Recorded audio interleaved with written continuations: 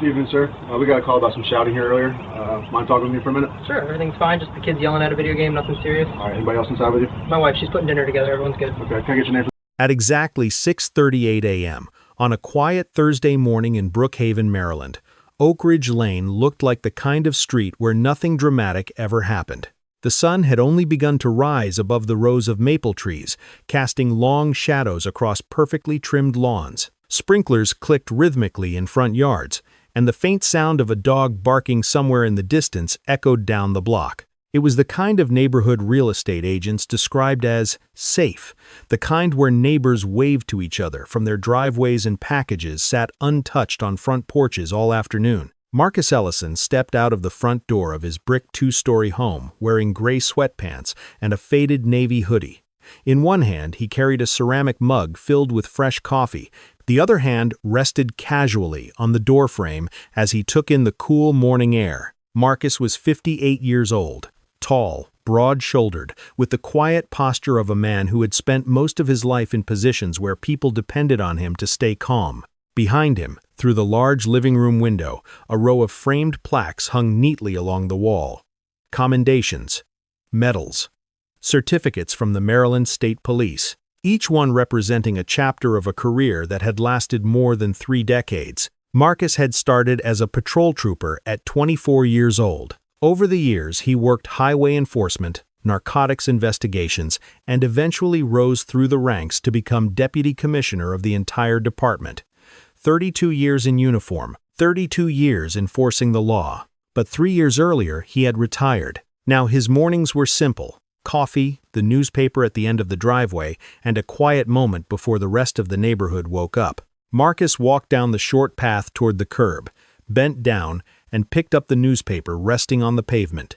He tucked it under his arm and turned back toward the porch. And that was when 2 black Chevrolet Suburbans slowly turned onto Oak Ridge Lane. The vehicles moved carefully down the street, their tinted windows reflecting the pale morning light. Marcus didn't know it yet, but the quiet morning he had started only minutes earlier was about to turn into the most humiliating moment of his entire life. The 2 black Chevrolet Suburbans rolled slowly down Oak Ridge Lane, their engines barely louder than the sprinklers ticking across the lawns. The vehicles looked out of place in a neighborhood where the morning traffic usually consisted of school buses and commuters backing out of driveways. Their windows were dark, their movement deliberate, as if the street itself had suddenly become part of an operation. Marcus noticed them immediately. 32 years in law enforcement had trained his eyes to read situations before anyone said a word. Something about the way the vehicles moved slow, controlled, purposeful told him these weren't lost drivers or delivery trucks. The first SUV came to a stop directly in front of his house. Then the second one pulled in behind it. The doors opened almost in unison. 4 men stepped out. Each one wore a tactical vest with bold white letters printed across the chest. The lead agent was Daniel Rourke, 45 years old, a field supervisor with Immigration and Customs Enforcement who had spent more than a decade conducting enforcement operations across the region. Rourke had built his reputation on aggressive field work, the kind of operations that boosted arrest statistics and earned quiet praise from supervisors who valued results over questions.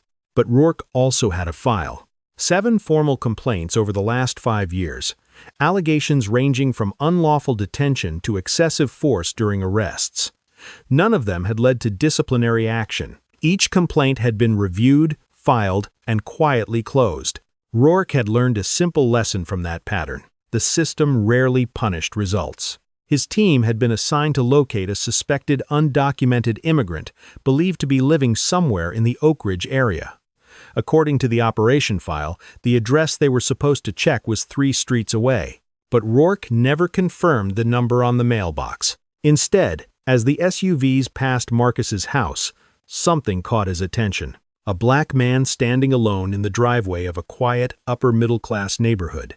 To Rourke, it didn't look like someone who belonged there, and in that moment, he made a decision that bypassed every protocol he had been trained to follow. Without checking the address, without contacting dispatch, without verifying a single detail in the file, Rourke opened the door of the SUV and started walking toward Marcus Ellison's driveway. Marcus watched the agents approach across his driveway with a calm expression, the newspaper still tucked under his arm and the warmth of the coffee mug steady in his hand. After 32 years in law enforcement, he recognized the posture immediately, the rigid shoulders, the controlled pace, the quiet attempt to establish authority before a single word was spoken. Daniel Rourke stopped just a few feet away from him, close enough that the situation no longer felt like a casual question.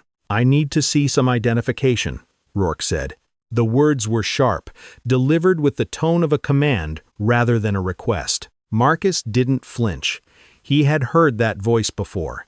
He had trained officers to avoid using it unless the situation demanded control. This situation didn't. "Good morning," Marcus replied calmly. "What's this about?" Rourke's jaw tightened slightly, as if the answer itself had irritated him. "I said I need to see your ID. Now." One of the other agents shifted position to Marcus's right side, subtly cutting off the path back toward the front door. Another agent remained a few steps behind Rourke, scanning the street with the alert posture of someone expecting resistance. Marcus noticed the positioning immediately. It was a standard control tactic, two officers closing angles on a subject to limit movement, except Marcus wasn't a suspect standing on a street corner. He was a homeowner standing in his own driveway wearing sweatpants and holding a cup of coffee. Marcus slowly lowered the newspaper and kept both hands visible. "I'm on my own property," he said evenly. "Do you have a warrant for this address?" For a brief moment, no one spoke. Rourke didn't answer the question. Instead, he took another step forward. "Put your hands where I can see them," he said. Marcus lifted both hands slightly away from his sides, still holding the mug in one hand. "I'm a retired law enforcement officer," he said clearly. "If you need identification, I can go inside and get it."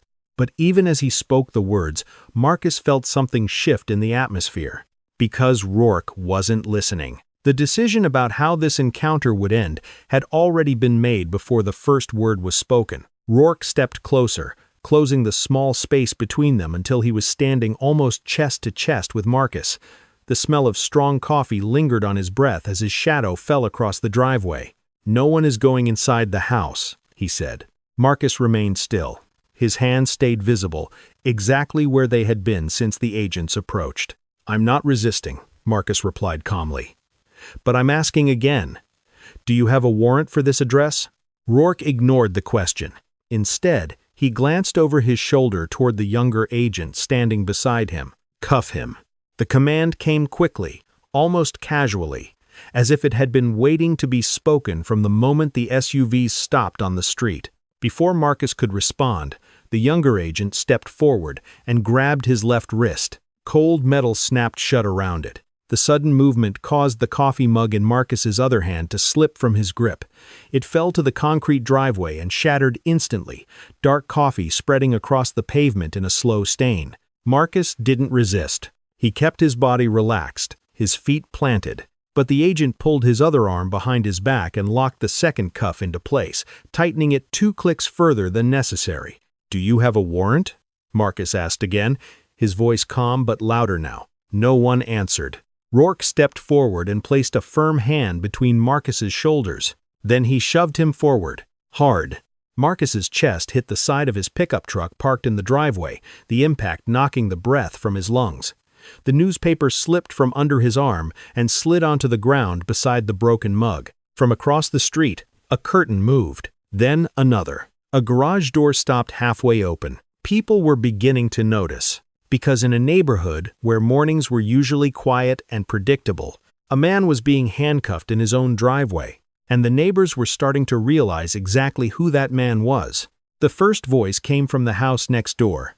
"What are you doing to him?" Helen Carter stepped onto her porch in a light blue housecoat, one hand gripping the railing as she stared across the lawn. She was 73 years old and had lived beside Marcus for nearly 20 years. She had watched him plant the rose bushes along the fence, watched him shovel snow from her walkway every winter, watched him walk his dog along the block every evening. Now she was watching federal agents push him against his own truck. "That's Marcus Ellison," she shouted. "He lives here." None of the agents responded, but the commotion had already drawn attention from across the street. A garage door that had been halfway open stopped moving.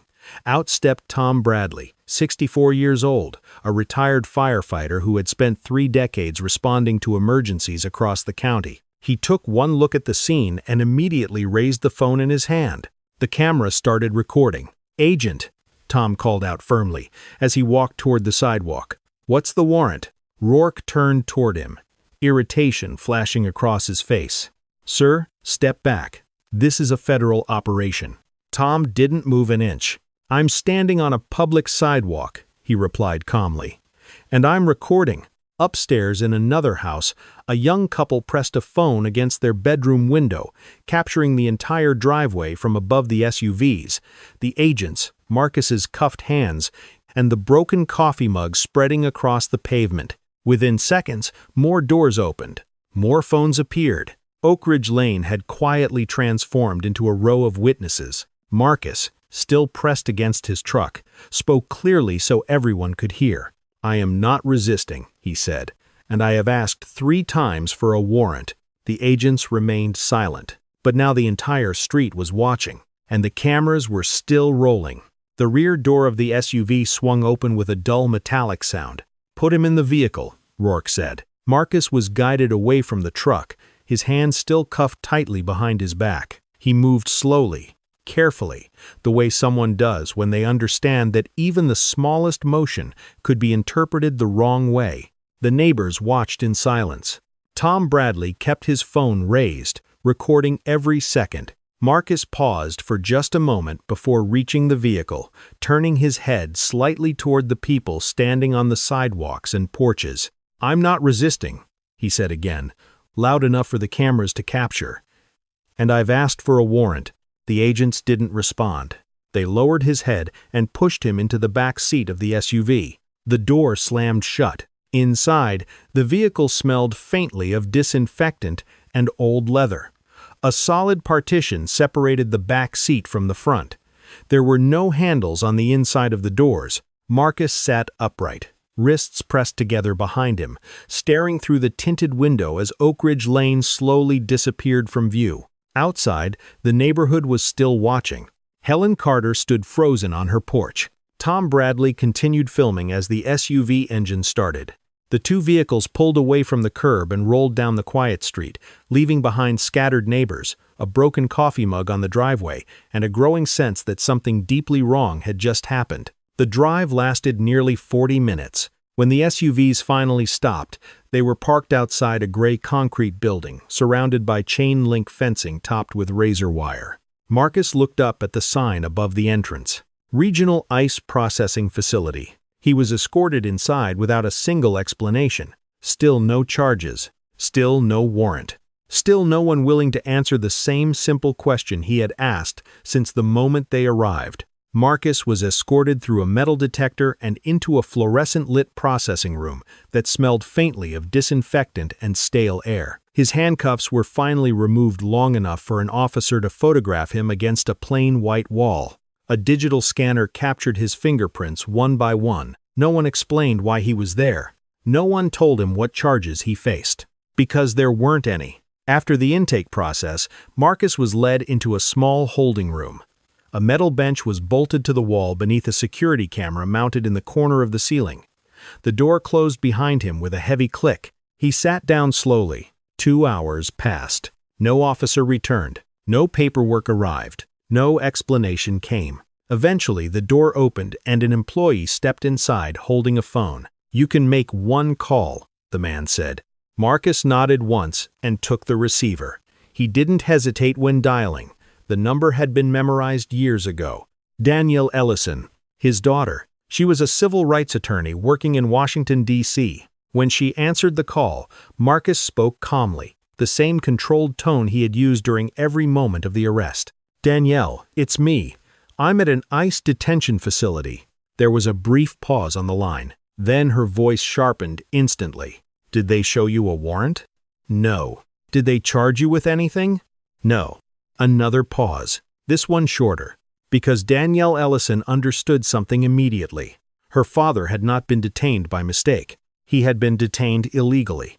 And within the next 10 minutes, the quiet phone call inside that small holding room would begin a chain reaction that the agents who arrested him had never anticipated. While Marcus sat inside the holding room at the ICE facility, something else was already happening outside. Back on Oak Ridge Lane, Tom Bradley finished uploading the video he had recorded from the sidewalk. He didn't add music. He didn't add commentary. He simply posted the footage with one short caption: "Federal agents arrest my neighbor in his own driveway. No warrant." The video showed everything. Marcus standing calmly with his coffee mug. The agents demanding identification. Marcus asking for a warrant. The shove against the truck. The handcuffs. Helen Carter shouting from the porch. Within 30 minutes, the video began spreading. Local community pages shared it first. Then it reached larger social media accounts that focused on civil rights and police accountability. By late morning, the footage had passed 100,000 views, then 200,000, then 500,000. The comments came fast. Why are they arresting him? Where is the warrant? Who is that man? By noon, a local news station picked up the story and aired the clip during their midday broadcast. That was the moment everything accelerated. Because once television networks began replaying the footage, something else became clear. The man being pushed against the truck wasn't just any homeowner. Someone recognized him. Within hours, the internet had identified the man in the video: Marcus Ellison, former deputy commissioner of the Maryland State Police. A man who had spent 32 years enforcing the law. Now, sitting in a federal detention room, after being arrested without one. By early afternoon, the video had already reached millions of screens across the country. News outlets replayed the footage repeatedly, Marcus standing calmly in his driveway, asking the same question again and again. "Do you have a warrant?" Inside the ICE regional office, supervisors began reviewing the operational file connected to Daniel Rourke's team. It didn't take long for the first problem to appear. The address listed in the operation report was not Oak Ridge Lane. The target residence was 3 streets away. Different house number, different property, different person. Rourke had never verified the location before stepping out of the vehicle. He had simply stopped when he saw Marcus standing outside. Investigators began digging deeper into Rourke's history. What they found quickly turned a local mistake into a serious internal investigation. 7 formal complaints over the past 5 years. 2 accusations of excessive force during detentions. 1 incident involving agents entering the wrong property during a field operation. Every complaint had been reviewed internally. Every complaint had been dismissed. No discipline. No retraining. No consequences. Until now, because now the entire country had watched the same footage, and suddenly the pattern that had once been hidden inside internal reports was visible to everyone. The agency realized something quickly. This was no longer just about one arrest. It was about how that arrest had been allowed to happen in the first place. The response from ICE leadership came faster than anyone in Daniel Rourke's unit had expected. By the next morning, the video of Marcus Ellison's arrest had been viewed more than 4 million times. National news networks were replaying the footage every hour, and reporters were already asking the same question. How could a retired state police leader be arrested in his own driveway without a warrant? Inside the agency, internal investigators had already confirmed the most damaging detail. The operation file clearly listed a different address. Rourke had never verified it. He had simply stopped when he saw Marcus standing outside the house. Within 48 hours, Daniel Rourke was placed on administrative leave pending investigation. 2 agents who participated in the arrest were removed from field operations while their conduct was reviewed. Then investigators discovered something else: body cameras. Agency policy required every ICE field operation to be recorded, but none of the agents involved in Marcus's arrest had activated theirs. The absence of body camera footage became another violation added to the growing list. 3 weeks later, the results of the investigation were announced. Daniel Rourke was terminated from federal service.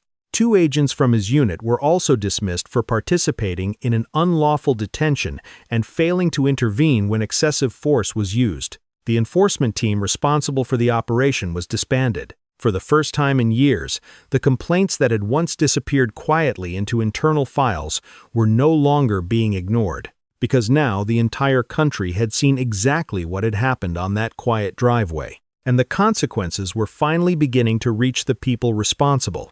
3 weeks after the arrest, Marcus Ellison filed a federal civil rights lawsuit in U.S. District Court. The case named Immigration and Customs Enforcement, Daniel Rourke, and the agents involved in the operation as defendants. The allegations were clear and direct: unlawful detention, violation of Fourth Amendment protections, racial profiling, excessive force, and intentional infliction of emotional distress. Marcus's daughter, Danielle Ellison, helped assemble the legal case with the same careful precision she had built her career on.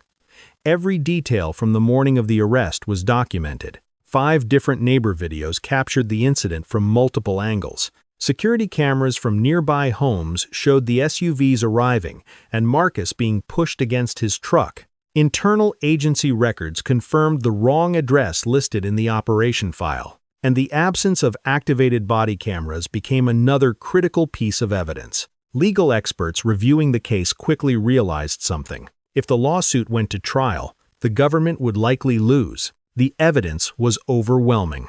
Rather than fight a public courtroom battle, federal attorneys moved toward settlement negotiations. Within months, the case was resolved through a financial agreement widely described by legal analysts as substantial. But when Marcus later spoke publicly about the case, he made one thing very clear: the lawsuit had never been about the money. It had been about accountability. Because without the cameras in his neighbor's hands that morning, the truth of what happened on Oak Ridge Lane might never have been believed. 6 weeks after the arrest, Oak Ridge Lane looked almost exactly the same as it had that morning. The sun rose slowly over the maple trees lining the street. Sprinklers ticked across freshly cut lawns. A few neighbors stepped outside with coffee mugs in their hands as the neighborhood began another quiet day. Marcus Ellison stepped onto his porch at 6:40 a.m. Same gray hoodie, same slippers, a new ceramic coffee mug resting in his hand. For a moment he stood still, looking out across the driveway. The faint stain from the coffee that had shattered that morning was still visible on the concrete. Across the yard, Helen Carter lifted her hand and waved. Tom Bradley nodded from his driveway as he collected his morning newspaper. Life on Oak Ridge Lane had returned to normal, but something about the street had changed. The people who lived there now understood something they hadn't thought about before. Injustice doesn't always happen in distant places. Sometimes it appears quietly. On an ordinary morning, on an ordinary driveway, Marcus took a slow sip of coffee and looked down the street where the black SUVs had once been parked. Later that year, he began speaking at police academies and community forums across the state. He told the same story every time, not with anger, not with bitterness, but with the calm precision of a man who had worn the badge for more than 3 decades. "I served 32 years in law enforcement," Marcus would say. "I know what that badge is supposed to mean." He would pause for a moment before finishing the sentence. "And I also know what happens when someone forgets."